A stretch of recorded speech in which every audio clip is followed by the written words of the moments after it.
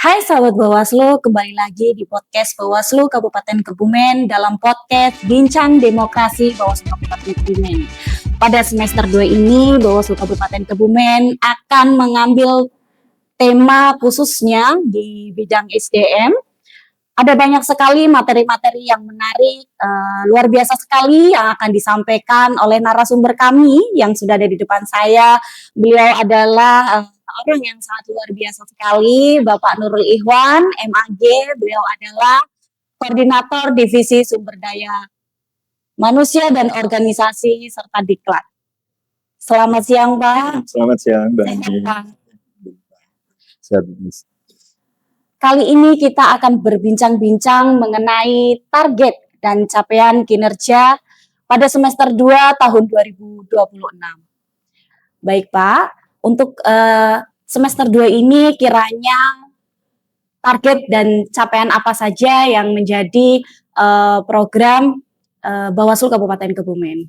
Ya, baik Mbak Anis. Sebelumnya saya juga ingin menyapa segenap sahabat Bawaslu dimanapun berada. Terima kasih pada kesempatan kali ini, sebagaimana tadi yang disampaikan oleh Mbak Anis selaku host pada Bincang Demokrasi ini, bahwa kita akan lebih banyak untuk membincangkan terkait dengan capaian dan target kerja kita, khususnya pada semester 2 tahun 2026 ini.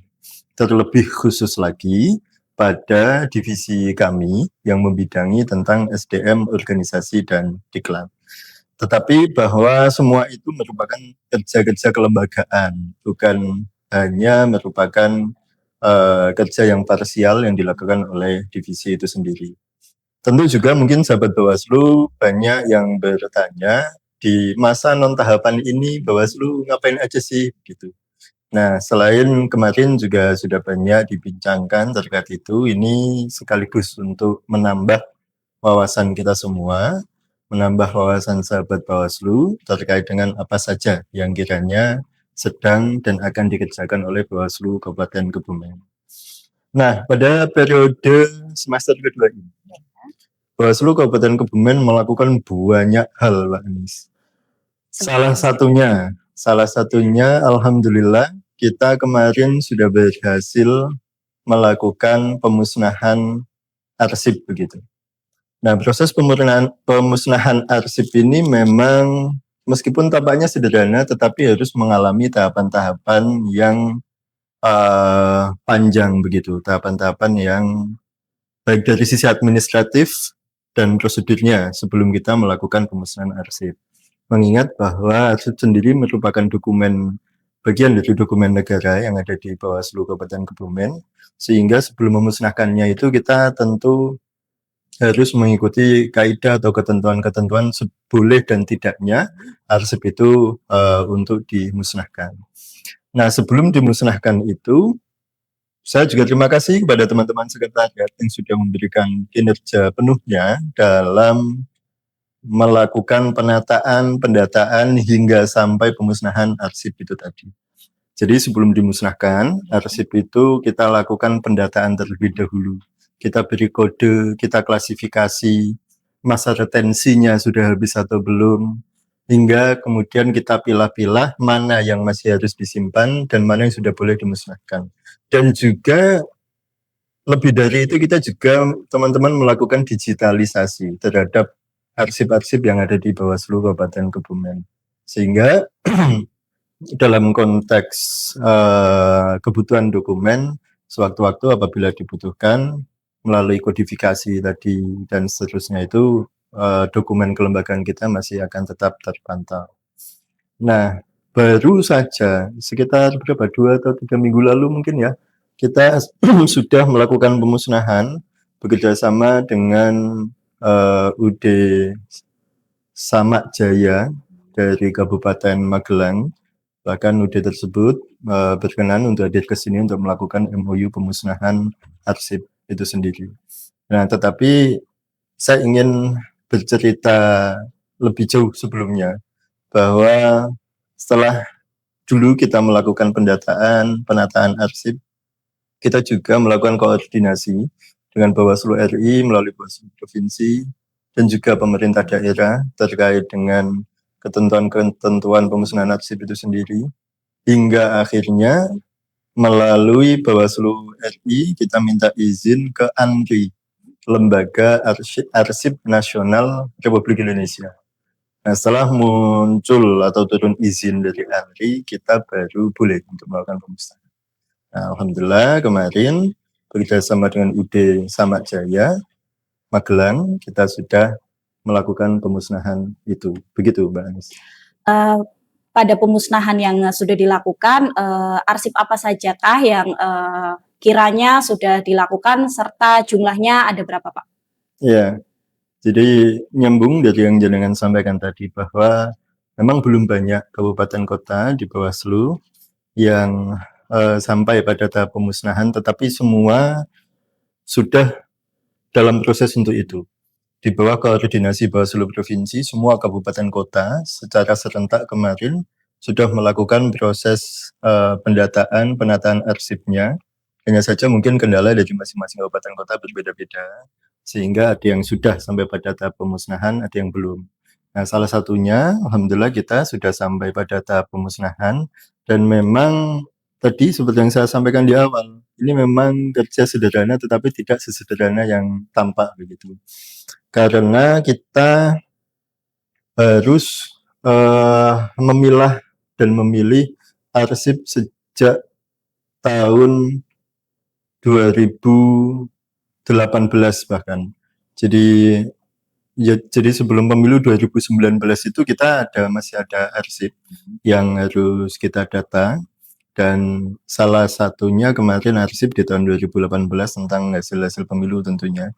Dan kalau ditanya jumlah, kita kemarin sudah melakukan pemusnahan sebanyak 1.009 arsip, yang itu termuat di dalam 155 box arsip. Jadi 155 box arsip berisikan 1.009 arsip. Itu arsip mulai tahun 2018 dan 2019. Sebenarnya masih ada beberapa arsip yang akan kita musnahkan besok, tetapi kemarin memang kita prioritaskan agar arsip-arsip yang lama ini supaya tertangani terlebih dahulu. Di antaranya apa saja arsip yang kemarin sudah kita musnahkan? Di antaranya ada C1 hasil pemilu, lalu DA, DA1 itu masih hasil rekapitulasi ya, DA, DA1. Kalau kemudian ada salinan hasil dari KPU untuk pemilihan gubernur tahun 2018. Jadi C1 gubernur 2018, lalu DA, DA1, DA2, itu kemarin alhamdulillah kita sudah bisa mendata dan memusnahkannya. Lalu kemudian ada hasil pengawasan tahun 2019, mulai dari C1, DA1 sama tadi, dan laporan akhir hasil pengawasan pemilu 2019 yang dilakukan oleh Panwaslu Kecamatan. Nah, kenapa pemusnahan ini Bawaslu Kabupaten Kebumen memandang penting dan segera untuk dilakukan, mengingat supaya tidak menumpuk berkas yang ada yang padahal itu sudah boleh untuk dimusnahkan, mengingat ruang dan bangunan kita terbatas, sehingga dan arsip itu pasti akan nambah, dokumen-dokumen baru akan nambah, sehingga dokumen-dokumen lama yang sudah boleh untuk dimusnahkan segera kita musnahkan. Jadi begitu Mbak Anis ceritanya. Oke. Terima kasih Bapak. Kiranya mungkin nanti akan ada pemusnahan selanjutnya Ya. atau masih menunggu lagi, Pak? Insya Allah ini arsiparis kami juga sedang bekerja luar biasa untuk melakukan pendataan ulang dan memilih arsip yang ada, dan berkat support dari Mbak Anis dan teman-teman sekretariat tentunya, karena tentu ini tidak bisa dilakukan oleh hanya 1-2 orang saja, seperti yang kemarin kita lihat menggunung arsipnya, butuh ditangani secara kompak oleh semua. Insya Allah dalam beberapa waktu kemudian nanti kita juga akan melakukan permohonan pemusnahan arsip lagi, begitu. Baik Bapak, dari pemusnahan arsip, kini saya beralih ke PEKPP. Bawaslu Kabupaten Kebumen ini kan juga telah melakukan pelaksanaan PEKPP nggih. sejauh mana pelaksanaan PKPP ini yang sudah dilakukan oleh Bawaslu Kabupaten Kebumen untuk meningkatkan kualitas pelayanan publik khususnya di lingkungan Bawaslu Kabupaten Kebumen. Ya, baik. Jadi mungkin saya perlu jelaskan terlebih dahulu, apa sih yang dimaksud PKP 3? Mungkin sebagian dari sahabat Bawaslu ada yang masih asing dengan istilah itu. Jadi PKP 3 itu singkatan dari pemantauan dan evaluasi kinerja pemantauan dan evaluasi kinerja penyelenggaraan pelayanan publik. PEKP 3, pemantauan dan evaluasi kinerja penyelenggaraan pelayanan publik.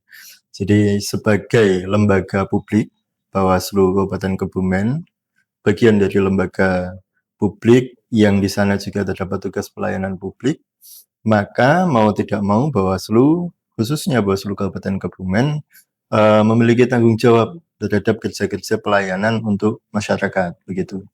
Nah, memang ini sesuai juga dengan arahan Bawaslu RI, integral dengan pimpinan kita di RI Provinsi sampai dengan kita. Sebelumnya memang Ketua Bawaslu RI sudah mengeluarkan surat edaran nomor 16 tahun 2026 tentang penerapan standar layanan publik di lingkungan Bawaslu.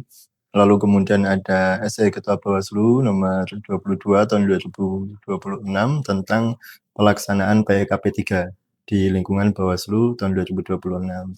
Jadi, tetapi sebelum ada SE itu, kita juga memiliki pedoman dari Menpan RB tahun 2005 nomor 7 tahun 2025 tentang mekanisme dan instrumen PKP 3 itu sendiri.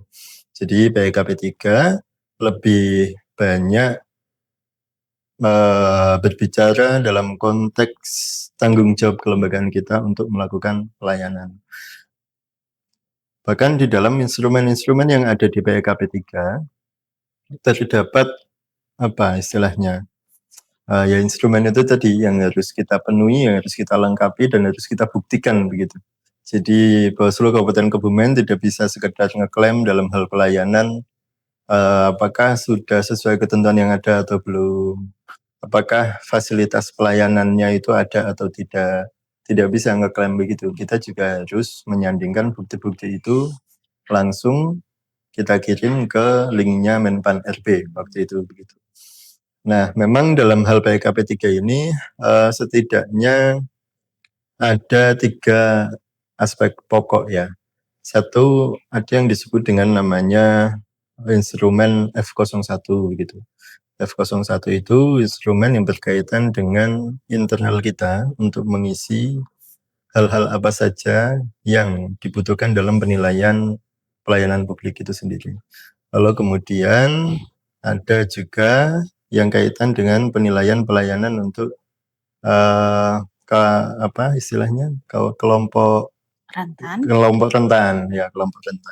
Apakah fasilitas di Bawaslu Kabupaten Kebumen sudah cukup mendukung atau memenuhi kebutuhan kelompok rentan dalam hal pelayanan publiknya. Lalu kemudian ada yang namanya F03, itu terkait dengan penilaian eksternal kita. Jadi itu yang mengisi adalah pihak eksternal, yang eksternal itu diminta untuk menilai apakah pelayanan yang ada di Bawaslu Kabupaten Kebumen sudah sesuai atau belum. Begitu, Mbak Anis. Rupanya Bawaslu Kabupaten Kebumen senantiasa mengupayakan pelayanan publik khususnya di kantor Bawaslu semakin lebih baik di setiap tahunnya. Ini saya sedikit ingin bertanya Bapak mengenai PKPP dalam pemenuhannya. Untuk memperoleh mewujudkan semuanya, apakah ada kendala atau strategi tertentu sehingga pelayanan tersebut bisa terpenuhi, Bapak? Iya, jadi ini memang tampaknya kerja-kerja administratif ya soal PKP 3 ya, dan jarang kalau tidak kita sampaikan ke publik, mungkin publik juga tidak akan mengetahui apa itu PKP 3. Jadi terkait dengan kendala-kendala yang dihadapi, saya kira sebenarnya tidak terlalu banyak kendala. Karena apa? Sebagai lembaga pelayanan publik, kita sudah melakukan itu sebenarnya di setiap harinya. Hanya saja bahwa melalui PKP 3 ini kerja-kerja pelayanan itu memang harus lebih terdokumentasi dan terukur gitu. Sehingga ketika sewaktu-waktu kita ditanya, kita ada bukti dokumen layanan dan fasilitas pelayanannya seperti apa. Sehingga secara umum saya kira kemarin kita semua di Bawaslu Kabupaten Kebumen tidak mengalami kendala yang terlalu berarti. Dan terima kasih tentunya atas support teman-teman sekretariat dalam mensukseskan pengisian PKP 3 itu tadi. Begitu, Mbak Anis. Baik, terima kasih Pak. Ini sungguh luar biasa, sahabat Bawaslu. Dari pemusnahan ASI, PEKPP, ada juga IKU. Bawaslu Kabupaten Kebumen tidak lama ini juga telah meresmikan IKU. Ya, Bapak bisa sedikit jelaskan mengenai IKU Bawaslu Kabupaten Kebumen terhadap capaian-capaian yang akan dicapai pada tahun 2026 ini. iya, baik terkait dengan IKU ya. IKU, sahabat Bawaslu, jadi IKU itu adalah indikator kinerja utama. Bahwa Bawaslu, nah ini perlu dibedakan juga Mbak Anis, ada IKU yang kaitan kelembagaan, yang itu menyangkut juga dengan kesekretariatan. Nah, IKU yang kita maksud ini adalah IKU khusus untuk anggota saja, atau dalam hal ini komisionernya saja. Jadi Bawaslu RI melalui IKU ini ingin memotret atau memberikan standar yang jelas begitu ya untuk ukuran kinerja anggota Bawaslu itu seperti apa. Dan memang dokumen IKU tahun ini difokuskan untuk tahun 2026 yang artinya sedang dalam masa non tahapan. Sehingga masa non tahapan ini anggota Bawaslu itu baik secara personal terlebih lagi kelembagaan juga dipacu untuk tetap produktif untuk mencapai program-program yang telah ditentukan. Nah, IKU ini berbeda dengan program kerja secara teknis begitu ya. Artinya bahwa IKU akan lebih memotret tentang outcome-nya, tidak hanya output-nya. Artinya kalau umpama nih Bawaslu Kebumen punya sekian agenda, tidak hanya menghitung capaian jumlahnya saja, tapi outcome dampaknya itu juga harus terukur begitu. Nah, inilah kenapa indikator kerja utama ini disusun oleh Bawaslu RI dan diturunkan. Jadi, dan ini IKU ini tidak hanya untuk anggota kabupaten kota saja, Mbak Anis. Pimpinan kita di provinsi dan juga di RI juga semua membuat indikator kerja utama sesuai dengan tupoksi divisinya masing-masing. Tujuannya yaitu untuk menjadi tolok ukur kerja-kerja yang dilakukan secara personal dan kelembagaan anggota itu sendiri. Nah, kalau ditanya program atau apa yang dicapai tadi ya dari IKU itu, ya masing-masing anggota mulai dari ketua dan 4 koordinatif lainnya sudah menyusun indikator kinerja utama sesuai bidangnya masing-masing dan masing-masing variatif indikator kerja utama yang ingin dicapai. Seperti kita di SDM setidaknya ada 3 indikator kerja utama yang ingin kita capai. Lalu kemudian anggota-anggota lain juga menyesuaikan dengan kebutuhan dan kemampuan penyusunannya. Karena dalam menyusun IKU itu juga tidak bisa kemudian kita sekedar ingin menentukan ingin mencapai 100%, 90% dan seterusnya. Jadi dalam penentuan IKU itu anggota Bawaslu Kabupaten dan semua baik RI maupun provinsi harus memperhatikan 5 aspek dalam penyusunannya. Yang itu disingkat dengan istilah SMART begitu ya. S-nya spesifik, sehingga capaian program yang ingin dicapai itu harus jelas, harus spesifiknya apa. Lalu M-nya measurable. Measurable itu terukur sehingga tidak ngoyo-woro begitu. Artinya tidak abstrak, dia terukur, tidak gambiang begitu ya bahasa Jawanya ya. Lalu kemudian jadi yang ketiga adalah achievable. Achievable itu dapat dicapai. Artinya program atau kerja-kerja yang ingin dicapai itu harus menyesuaikan dengan kemampuannya. SDM-nya ada atau tidak, dukungan anggarannya ada atau tidak. Kalau tidak ada dukungan anggarannya, kira-kira masih memungkinkan atau tidak untuk direalisasikan. Lalu yang keempat, setelah S, M, A, yaitu R, yaitu relevan. Relevan itu berarti sesuai dengan kebutuhan lembaga atau tidak. Jangan sampai kita selaku anggota Bawaslu membuat program yang itu di luar dari kebutuhan lembaga kita, semisal begitu.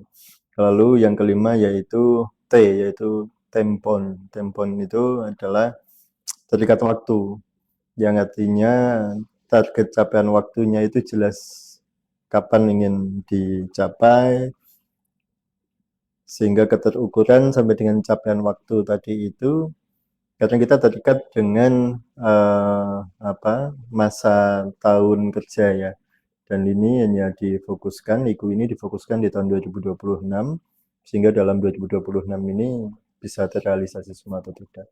Jadi harus jelas capaian waktunya, begitu Mbak Anis. Baik, berbicara tentang IKU Bapak, bisa dijelaskan apakah IKU setiap tahunnya itu berbeda, ataukah ketika sudah ditetapkan IKU itu akan terus dipakai hingga nanti. Terus kemudian untuk bagaimana kita bisa mengukur bahwa target-target itu sudah terpenuhi. Apakah ada aplikasi tersendiri atau kita nanti melihatnya melalui laporan yang akan dibuat, Bapak bisa dijelaskan? Iya, jadi IKU ini tiap tahun nanti akan berubah. Jadi nanti Bawaslu RI akan menentukan targetnya di setiap tahun menyesuaikan dengan renstra lembaga tentunya. Nah, di tahun 2026 ini sudah ditentukan IKU dan opsi-opsi yang bisa dipilih oleh anggota untuk menentukan indikator kerja utama dari masing-masing itu. Jadi nanti di masa tahapan pun nanti pasti ada target-target yang berbeda yang ingin dicapai, sehingga ada perubahan IKU. Prinsipnya bahwa IKU ini berlaku untuk setiap tahun, dan tiap tahun nanti akan berganti begitu. Tetapi tentu akan berkesinambungan dari tahun ke tahun sesuai dengan target renstra dan visi misi Bawaslu itu sendiri. Nah, lalu kemudian bagaimana tolok ukurnya? Memang ada cara pengukurannya sendiri, Mbak, untuk kaitan IKU ini, dan ada ketentuan-ketentuannya tentunya. Tetapi memang Bawaslu RI dalam rangka menjaga akuntabilitas yang ada, membuat aplikasi yang namanya Cermat. Aplikasi Cermat itu apa? Itu singkatan dari cermin monitoring dan akuntabilitas tugas. Jadi semua anggota Bawaslu nanti akan dipantau melalui aplikasi Cermat itu tadi. Dipantau soal IKU-nya, jadi nanti day by day atau real time-nya, kalau kita sudah melaksanakan IKU itu nanti harus dilaporkan di aplikasi itu, dan nanti akan terpotret tuh apakah si A, si B ini sudah menjalankan tugasnya atau belum. Jadi melalui aplikasi itu nanti pimpinan kita baik di provinsi dan RI bisa melihat, oh ini anggota ini sudah bekerja sesuai dengan IKU yang ditetapkan atau belum. Selain bahwa aplikasi Cermat itu tadi memotret untuk IKU, juga di sana difasilitasi untuk kita melakukan laporan harian terkait dengan aktivitas-aktivitas harian yang kita laksanakan begitu. Sehingga nanti akan tampak mana-mana yang menjalankan tugasnya sesuai dengan targetnya atau tidak. Dan ini menjadi menarik sehingga karena nanti pasti akan pimpinan akan bisa melihat ya masing-masing anggota itu capaian kinerjanya seperti apa, nanti akan nampak semua di aplikasi itu, Mbak Anis. Begitu. Jadi untuk kinerja bisa dipantau ya Pak, setiap harinya, setiap bulannya, mana yang sudah tercapai, mana yang belum. Ini Betul. tampaknya luar biasa sekali sahabat Bawaslu. Bapak, ini sepertinya juga ada kegiatan yang masih hangat ya Bapak, Bawaslu membelajarkan volume kedua. Iya. Untuk Bawaslu Kabupaten Kebumen sendiri nih Pak, kiranya mengambil tema apa dan bisa diceritakan tahapan ataupun progresnya Dan sejauh ini sudah sampai mana, Pak? Ya, jadi Bawaslu memiliki program yang namanya program Bawaslu Membelajarkan. Memang ini program menurut saya sangat menarik karena mendorong kita untuk saling memberikan edukasi terhadap sesama. Nah, Bawaslu Membelajarkan volume 2 ini tentu sudah didahului oleh Bawaslu Membelajarkan volume 1. Volume 1 sudah dilaksanakan tahun kemarin dan itu hanya sampai pada tataran Bawaslu Provinsi begitu. Lalu untuk tahun ini Bawaslu Membelajarkan itu diterapkan tidak hanya untuk provinsi, tetapi untuk seluruh Bawaslu kabupaten kota yang ada. Nah, pada kesempatan kali ini, Bawaslu RI mengambil tema ekosistem kolaborasi untuk pengawasan pemilu 2029. Jadi mengusung tema di Bawaslu Membelajarkan volume 2 ini adalah ekosistem kolaborasi untuk pengawasan pemilu 2029. Mengapa? Nah, ini kemudian menarik nih tema ekosistem kolaborasi ini. Karena memang kita tidak bisa sendiri, harus melakukan kolaborasi baik antar personil yang ada maupun lintas stakeholder yang ada. Dan dalam konteks Bawaslu Membelajarkan ini, salah satu tujuannya diantaranya memang itu, untuk saling sharing knowledge begitu ya. Dan juga sharing pengalaman terkait dengan tugas-tugas kebawasluan itu. Nah, Bawaslu Kabupaten Kebumen sendiri dalam program ini diberi tema yang cukup menantang, yaitu politik uang dan politisasi bantuan sosial, analisis modus, tantangan, pembuktian, dan strategi pencegahan dan penindakan. Jadi kami mendapat tugas untuk nanti membuat presentasi begitu sebagai bahan pembelajaran terkait dengan tema politik uang dan politisasi bantuan sosial. Terkait dengan modusnya seperti apa, tantangan pembuktian dan strategi pencegahannya bagaimana, lalu aspek penindakannya seperti apa. Begitu, Mbak Anies. Baik, Bapak, terima kasih. Lalu untuk konsep dari Bawaslu Membelajarkan itu sendiri seperti apa, Bapak? Ya, jadi memang program ini hadir itu atas dasar kebutuhan bahwa dinamika demokrasi itu kan selalu berkembang begitu. Karena dinamikanya selalu berkembang, maka kita dituntut juga untuk mengembangkan diri terkait dengan pengetahuan-pengetahuan atau wawasan-wawasan kita terkait dengan demokrasi dan pemilu itu sendiri. Nah, dalam Bawaslu Membelajarkan itu setidaknya ada 5 fondasi utama dalam konsep pembelajarannya. Yang pertama yaitu learning organization. Learning organization ini adalah harapannya bahwa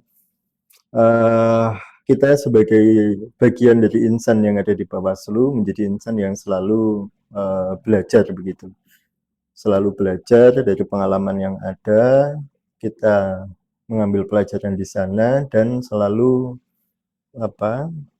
memperbaiki terhadap kinerja-kinerja yang kita laksanakan. Lalu yang kedua yaitu knowledge sharing. Knowledge sharing ini sebagaimana dari artinya itu sendiri yaitu kita melakukan berbagi pengetahuan begitu. Berbagi pengetahuan yang itu didasarkan pada praktik-praktik baik atau pengalaman-pengalaman yang dialami oleh masing-masing kabupaten kota. Jadi antar provinsi, antar kabupaten kota, dinamika kepemiluan atau demokrasi yang dihadapi itu pasti berbeda-beda begitu. Nah, sehingga melalui konsep Bawaslu Membelajarkan ini nanti kita juga bisa belajar nih dari kasuistik-kasuistik lain yang ada di kabupaten lainnya begitu. Dan kabupaten lain juga bisa belajar dari materi yang kita susun dalam program Bawaslu Membelajarkan ini. Lalu yang ketiga yaitu peer teaching. Peer teaching itu selain bahwa kita belajar, kita juga menjadi insan yang mempelajari begitu. Jadi jajaran Bawaslu nanti itu selain menjadi peserta juga sekaligus menjadi pematerinya begitu.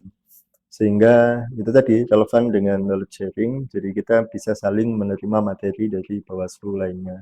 Lalu yang keempat yaitu collaborative learning. Ini adalah pembelajaran kolaboratif yang artinya tidak hanya Bawaslu Kabupaten Kebumen sendiri, tetapi juga Bawaslu Kabupaten Kota lainnya yang bisa menjadi partner kolaborasi kita dalam pembelajaran atau memberikan umpan baik antar lembaga Bawaslu itu sendiri.